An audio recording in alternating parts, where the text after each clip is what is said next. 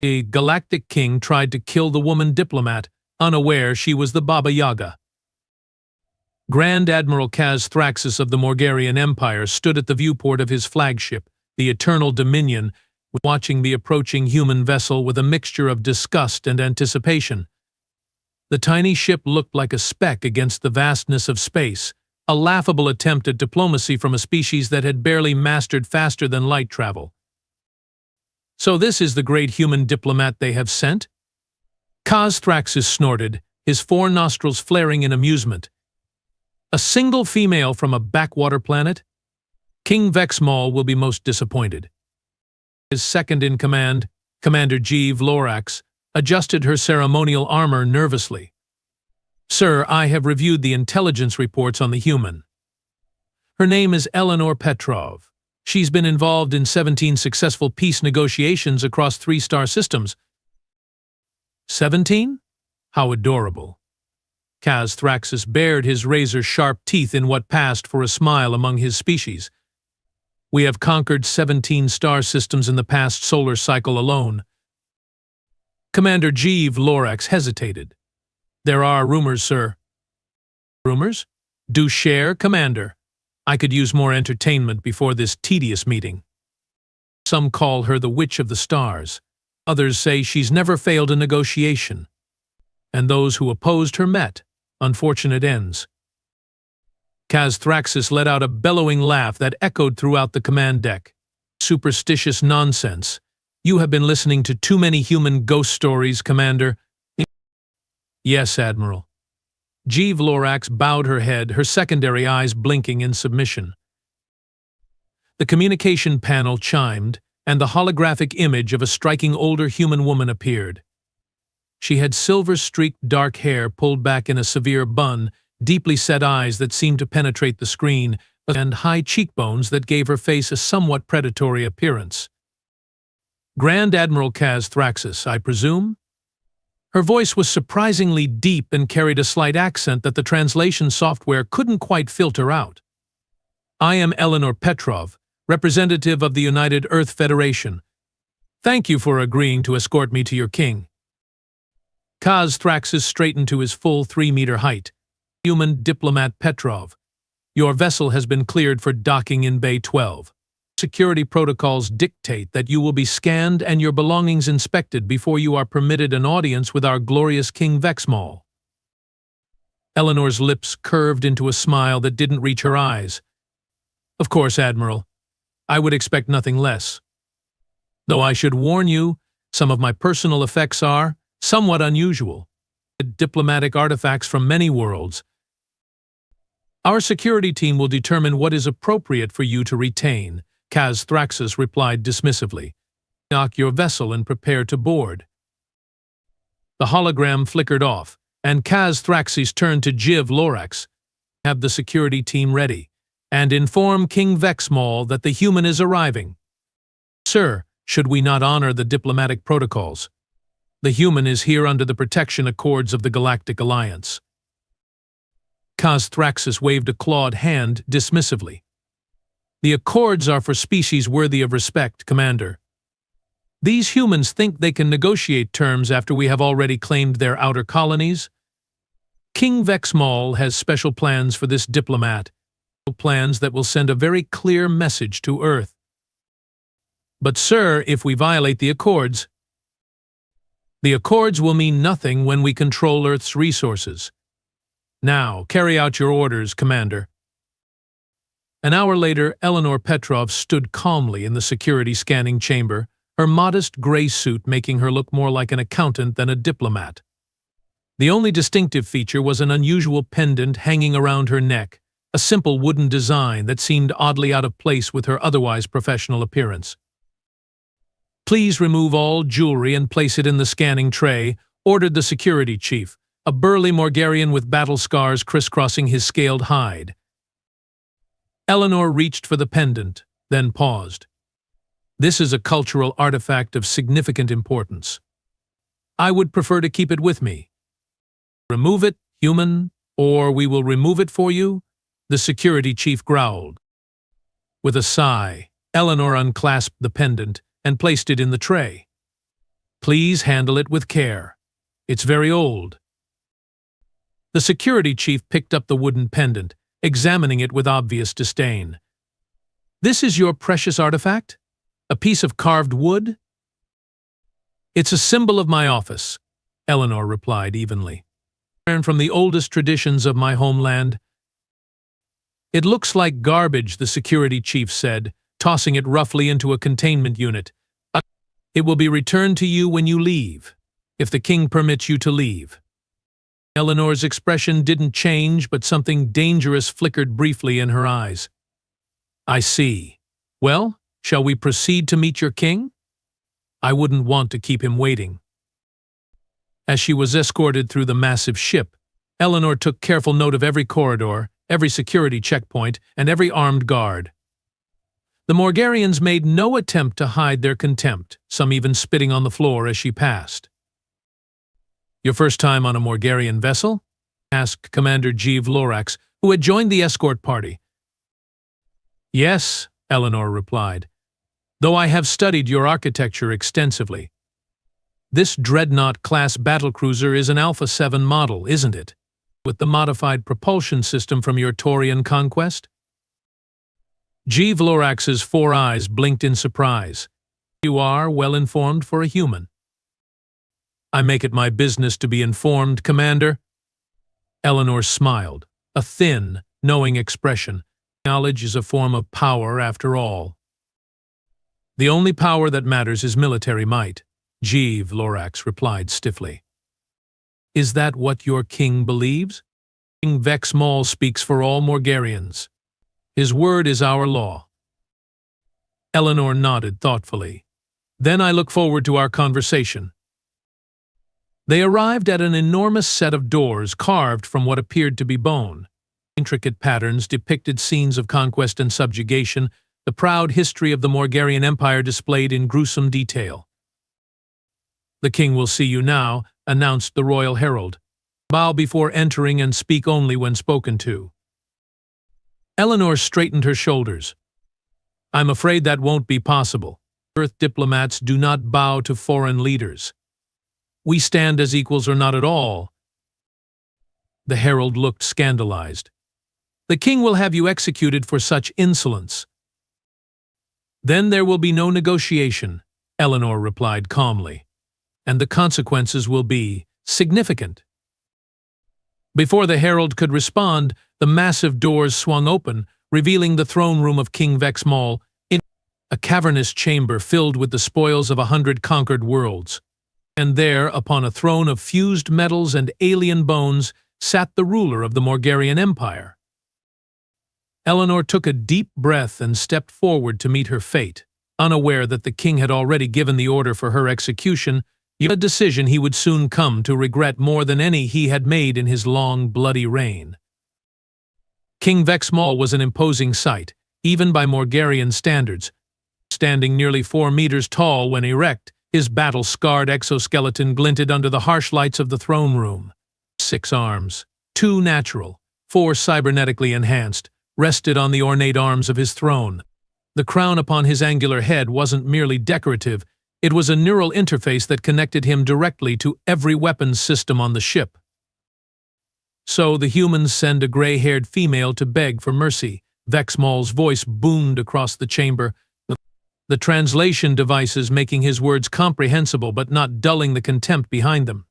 How predictably pathetic. Eleanor Petrov walked forward with measured steps, stopping at precisely the diplomatic distance recognized by galactic protocol, close enough to show respect, far enough to demonstrate independence.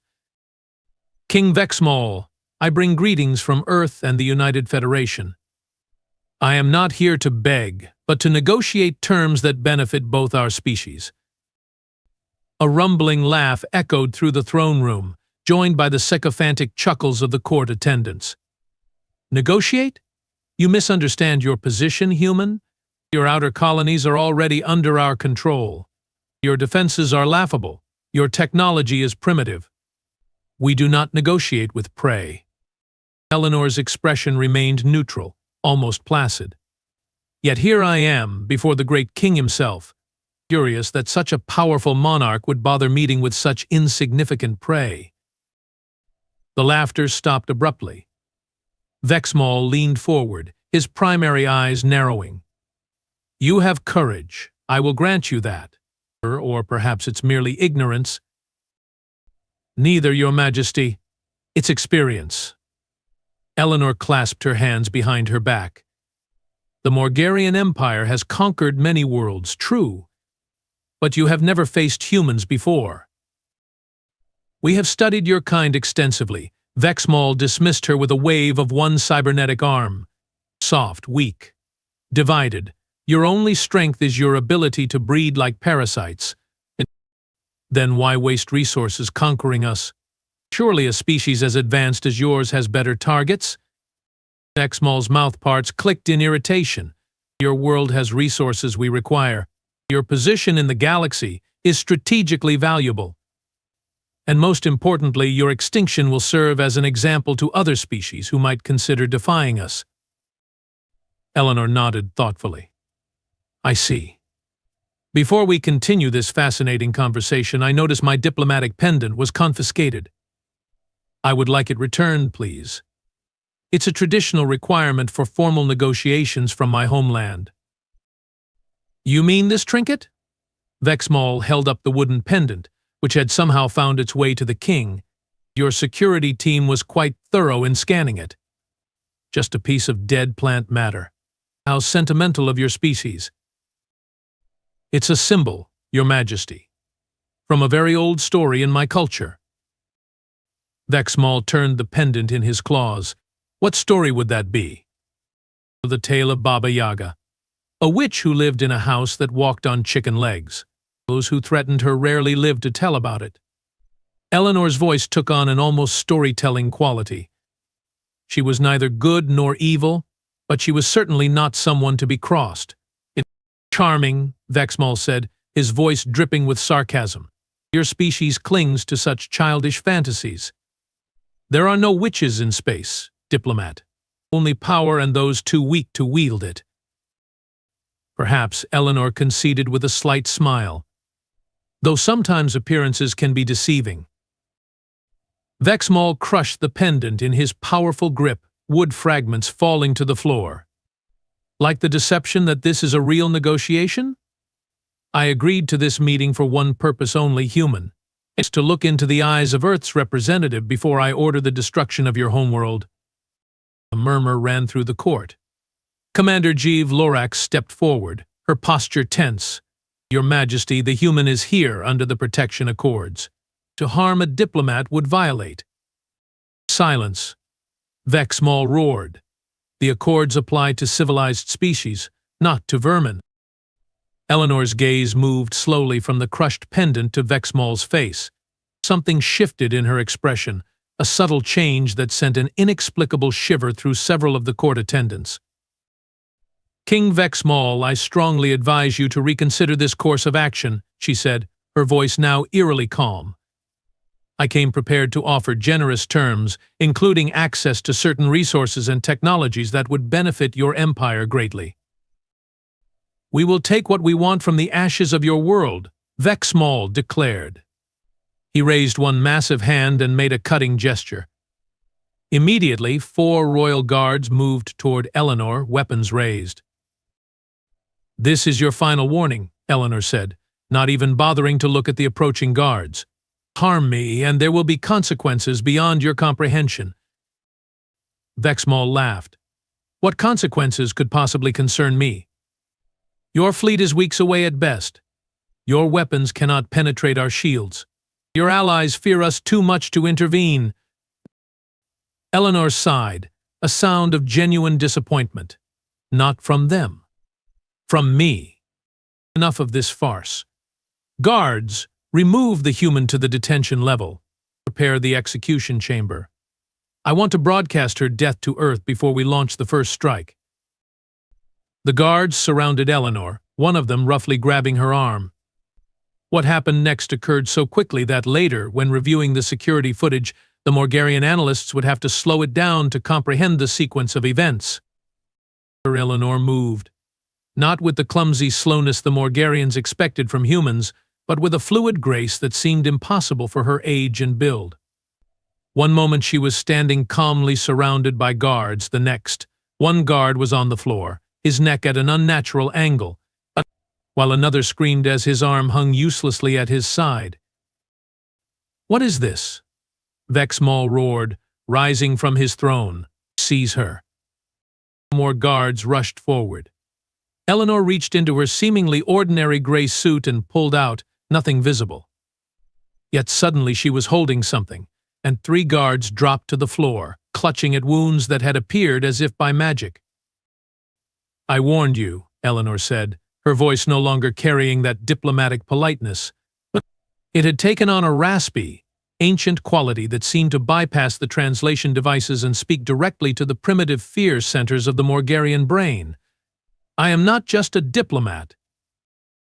For the first time in his brutal reign, King Vexmall felt the cold touch of genuine fear. This woman, this human, moved with impossible speed and struck with impossible strength. And her eyes now glowed with an inner light that no human eyes should possess. "What are you?" he demanded. Eleanor Petrov smiled, a terrible smile that promised pain and retribution. "I told you about Baba Yaga, didn't I? The witch from the old country. Some tales are based on truth, Your Majesty. Some legends walk among the stars." As alarm klaxons began to sound throughout the ship, Eleanor Petrov, or whatever she truly was, launched herself toward the Morgarian king, moving faster than any human had a right to move. And for the first time in his long, violent life, King Vexmall knew what it felt like to be prey. Chaos erupted in the throne room. King Vexmall activated his personal shield generator as Eleanor Petrov advanced. The shimmering barrier flared to life between them, a technology that had stopped everything from plasma bolts to antimatter warheads. Eleanor didn't even slow down. She walked straight through the shield as if it were nothing but a soap bubble, the energy field rippling and then collapsing around her. Alarms screamed throughout the chamber. Royal guards poured in from every entrance, hundreds of the Empire's most elite warriors converging on a single human woman. "How unexpected," Eleanor remarked, glancing around at the assembled forces with something approaching amusement. "You actually look frightened, Your Majesty. I thought Morgarians prided themselves on never showing fear." "Whatever trick you are employing, it won't save you," Vexmall snarled, backing away as his cybernetic arms reconfigured into weapons. "This ship contains 10,000 of my finest warriors. You are one human female." "Correction," Eleanor said, cracking her neck with a series of pops that echoed unnaturally in the vast chamber. "I appear to be human, and female. But appearances, as I mentioned earlier, can be deceiving." She raised her hand, and the fragments of the wooden pendant on the floor began to vibrate. To the horror of the watching court, the splinters rose into the air, spinning faster and faster until they resembled a miniature cyclone of debris. "Fire," Vexmall commanded, and a barrage of energy weapons discharged simultaneously, filling the throne room with blinding light and deafening sound. When the energy dissipated, Eleanor stood untouched at the center of a perfect circle of destruction. The floor around her was scorched and melted, but she hadn't moved an inch. The wooden fragments still orbited her like tiny satellites. "Your Majesty," Commander Jeev Lorax shouted above the chaos, "we must evacuate you immediately." "No," Vexmall roared. "I will not flee from a single intruder. Activate the royal battle armor." A section of the throne split open, revealing a massive exoskeleton designed specifically for the king's physiology. As Vexmall backed into it, mechanical components whirred and clicked, encasing him in layers of the most advanced armor in the galaxy. Weapon systems powered up, targeting arrays locked onto Eleanor, and propulsion units lifted the now 10-meter mechanical monstrosity into the air. "Now, human witch, let us see what your magic can do against the pinnacle of Morgarian battle technology." Vexmall's voice boomed through external speakers, his natural voice amplified to deafening levels. Eleanor sighed. You really should have just returned my pendant and negotiated in good faith.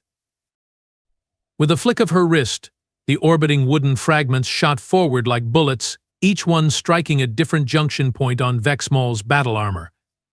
Impossibly, they penetrated the supposedly impervious metal, burrowing deep into critical systems. Sparks flew as circuits shorted out.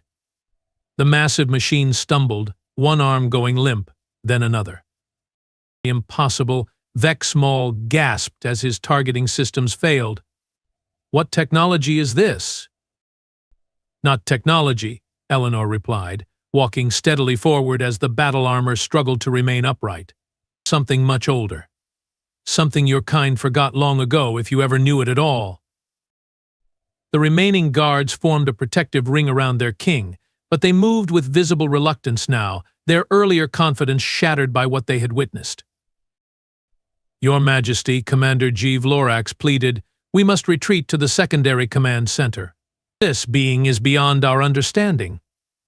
No retreat. Vexmol bellowed, even as more systems failed in his armor. No surrender. I am King Vexmol, conqueror of 1,000 worlds. And I, Eleanor said as she approached the failing battle armor, am far older than you can imagine. I have watched empires rise and fall. I have seen species evolve and go extinct. And I have very little patience for bullies, regardless of their technology. She reached out and placed one hand on the armor's massive leg. Metal screamed and twisted, folding in on itself like paper crushed in a giant's fist. The battle armor toppled, crashing to the floor with a thunderous impact that shook the entire throne room. Guards scattered as Eleanor approached the prone form of the once mighty king, now trapped in his own technological marvel. She knelt beside the helmet section and tapped it gently with one finger. The reinforced visor shattered, revealing Vexmol's terrified face. Now that I have your full attention, Eleanor said pleasantly, shall we discuss those peace terms? What are you? Vexmol whispered, all pretense of strength abandoned. As I said, I am a diplomat. But before that, long before that, I was something else.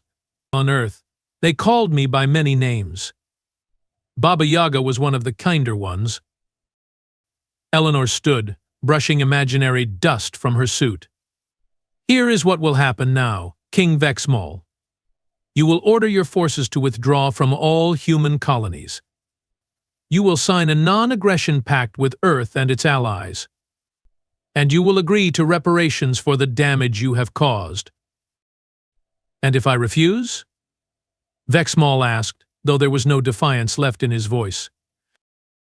Eleanor smiled, a cold expression that promised ancient and terrible consequences. Then I will remind you, and everyone watching, why mothers once frightened their children with stories of me. Across the throne room, Commander Jeeve Lorax stepped forward, lowering her weapon. Your Majesty, I believe it would be prudent to consider the diplomat's terms. Traitor. Vexmol spat. No, Your Majesty. I am loyal to the Morgarian people, and I do not wish to see our civilization join the list of extinct species that underestimated humanity. Jeeve Lorax turned to Eleanor. If I may ask, are there more like you among the humans? Eleanor's expression softened slightly. Humanity has many secrets, Commander. Some are like me, though we are rare. Others have different gifts. It would be unwise to test what defenses Earth might employ if truly threatened. From his trapped position, Vexmol glared at his commander. You would surrender based on the threats of a single being? Where is your warrior's pride? With respect, Your Majesty, pride means little to the dead. I have seen enough to know we face something beyond our understanding. Jeeve Lorax turned to face the court. As second commander of the Imperial Fleet, I formally request an emergency session of the War Council to consider the human terms. A murmur of agreement ran through the assembled officials. None would meet their king's furious gaze. Excellent, Eleanor said, clasping her hands together. While you deliberate, I will need access to communication facilities to update my government on our progress. And I will require my quarters to be prepared. Nothing fancy, but I will need privacy. You will be accommodated. G. Vlorax agreed quickly. Birds, escort Diplomat Petrov to the VIP quarters in the diplomatic wing. Ensure she has everything she requires. This isn't over, Vexmall hissed as Eleanor turned to leave. No human can challenge the might of the Morgarian Empire and survive. Eleanor paused and looked back over her shoulder. You still don't understand, do you? I never claimed to be merely human. That was your assumption. As she walked away, escorted by now deferential guards, the wooden fragments that had been her pendant rose from the various places they had landed and followed her like obedient pets, but rebuilding themselves piece by piece until the pendant was whole again, floating gently behind her like a loyal familiar. And throughout the mighty flagship of the Morgarian fleet, the word began to spread in frightened whispers, beware the human diplomat. She is not what she seems. 3 days later, Eleanor Petrov stood in the observation lounge of the Eternal Dominion, watching as Morgarian vessels disengaged from the human colony worlds and began their retreat. Behind her, Commander G. Vlorax entered with a data tablet in hand. The final withdrawal orders have been transmitted. Diplomat Petrov, G. Vlorax announced, her voice carefully neutral. All Morgarian forces will be beyond human territory within 48 hours. Excellent, Eleanor replied without turning. And the non-aggression pact? Signed by the War Council and transmitted to your government. King Vexmall's opposition has been noted but overruled. Now Eleanor turned, one eyebrow raised. How unprecedented. The king overruled by his own council. G. Vlorax's 4 eyes blinked in rapid succession, a sign of discomfort among her species. These are unprecedented times. The demonstration of your abilities has caused significant reconsideration of our military doctrine. Really? How fascinating. Eleanor leaned against the viewport, studying the Morgarian commander with open curiosity. And what conclusions has your military reached? That we were misinformed about humanity's capabilities. G. Vlorax hesitated, then added, there are those among us who believe your species has been deliberately concealing your true nature, allowing yourselves to appear weaker than you are. Eleanor smiled enigmatically. An interesting theory.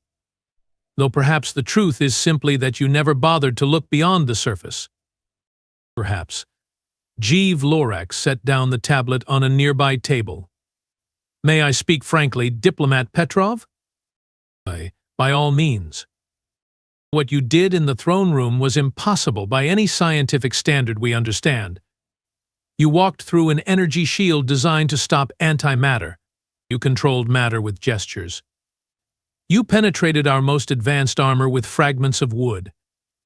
G. Vlorax's voice took on an almost pleading quality. How is this possible? Eleanor toyed with the wooden pendant, now restored and hanging around her neck. Commander, have you ever wondered why, in a galaxy teeming with life, so few species have achieved spaceflight? We assumed most species destroy themselves before reaching that level of advancement. A convenient explanation. But what if there's another reason? What if there are forces at work in the universe that most technological civilizations never recognize or harness? Forces that human myths and legends hint at, but modern science dismisses. Vlorax's scales rippled, the Morgarian equivalent of a shudder. You speak of magic, superstition. I speak of realities your civilization has forgotten how to perceive. Eleanor moved away from the viewport, circling the commander slowly. Humanity is young among the stars, yes. Our technology is primitive compared to yours. But some of us remember the old ways. Some of us maintain connections to aspects of reality your sensors cannot detect and your weapons cannot affect. Is that why you were sent? To demonstrate these abilities? Eleanor laughed, a sound both musical and somehow ancient. Oh no, Commander. I was sent because I am genuinely an excellent diplomat. My record of successful negotiations is quite real. I prefer words to action, treaties to confrontations. Then why reveal yourself? You could have maintained the deception. Because your king left me no choice. He threatened not just me, but my entire species. And there are lines one does not cross with beings like me. Eleanor's eyes hardened momentarily. Consider it a courtesy, a warning to your people. There are forces in this universe that your technology cannot master, aspects of reality your science does not comprehend. Humanity walks between worlds, Commander. We always have. A nervous laugh escaped Jiv Lorax. You make your entire species sound like something from a horror tale. Most humans are exactly what they appear to be, clever, adaptable, but ordinary biological beings. But scattered among us are others, those who remember older traditions, those who maintain connections to what your people would call impossible. Eleanor smiled. We have learned it's sometimes useful to be underestimated. Before Jiv Lorax could respond, her communication device chimed. She checked it and stiffened. It appears your transport is ready, Diplomat Petrov. The captain is prepared to return you to Earth. Excellent, though I must make one stop first. A stop. The detention level. I believe there are human prisoners from the colonies you attacked. They will be returning with me. Jiv Lorax hesitated only briefly. Of course. I will arrange it immediately. An hour later, Eleanor stood in the shuttle bay, surrounded by 23 bewildered human colonists who had been prisoners just minutes before. The Morgarian guards kept a respectful, almost fearful, distance. King Vex Maul, his pride wounded but his survival instinct finally engaged, had chosen to make a final appearance. He approached Eleanor with a formal delegation, his massive form still imposing despite the absence of his battle armor. Diplomat Petrov, he said, his voice carefully controlled, the Morgarian Empire acknowledges the peace terms and withdraws its forces from human territory. But know this, we will be watching, we will be learning, and we will not be caught unprepared again. Eleanor nodded politely. As you wish, Your Majesty. Though I hope instead you might learn something more valuable, that cooperation often yields greater benefits than conquest. It's a philosophy for the weak, Vex Maul growled. No, a philosophy for the wise. Eleanor reached up and removed her pendant, holding it out to the king. A parting gift, Your Majesty. A reminder of our encounter. Vex Maul recoiled slightly. You expect me to accept that thing? It's just wood now. The power was never in the object itself, but in what it represented. She placed it on a nearby console. Keep it or destroy it as you wish. But remember what happened here. As Eleanor led the freed colonists toward the waiting transport, Commander Jiv Lorax stepped close one final time. Before you leave, Diplomat Petrov, I must ask. The stories you mentioned, Baba Yaga, are they true? Eleanor paused at the threshold of the transport. All stories contain truth, Commander. The question is whether you have the wisdom to find it. And if we were to encounter Earth again, would we face more like you? Eleanor's smile was both serene and deeply unsettling. Pray you never have to find out. As the transport pulled away from the Morgarian flagship, Eleanor settled into her seat among the grateful colonists. One of them, a young woman, leaned forward nervously. EMS Petrov, is it true what they are saying? That you single-handedly faced down King Vex Maul and his entire court? Diplomatic negotiations are often dramatic, Eleanor replied with a casual wave of her hand. The important thing is that we achieved a peaceful resolution. But how did you convince them to release us? To sign a peace treaty? The Morgarians never negotiate. Eleanor's eyes twinkled with ancient mischief. Let's just say I gave them a small demonstration of why humans have survived for so long, despite all the forces arrayed against us. As the transport accelerated away from the Morgarian fleet, Eleanor gazed out at the stars. Humanity's journey among them was just beginning, but her own journey had started long ago, in the dark forests of a distant homeland. The universe was vast and full of wonders, but also dangers.